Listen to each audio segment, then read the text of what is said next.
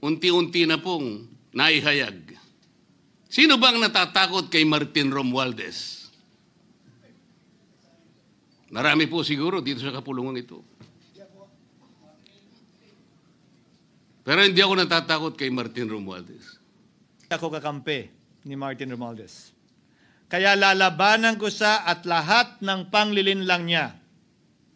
Una, papatunayan kong hindi totoo ang mga panggigipit at paninira ng mga testigo niya laban sa akin at mga senador. Pangalawa, tututulan ko ang paglilihis at diversyon na ginagawa niya palayo sa kanya at sa Kamara. Pangatlo, hindi ko papayagang sirain ang mga senador pag away-awayin tayo at sirain ang institusyon ng Senado.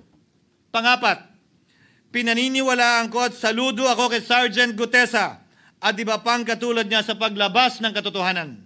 Panglima, hindi ako matatakot banggitin ng paulit-ulit ang kanyang pangalan, Martin Romualdez. At ipaglalaban kong ipatawag at imbestigahan si Martin Romualdez at lahat ng kanyang mga kasangkot at kasama.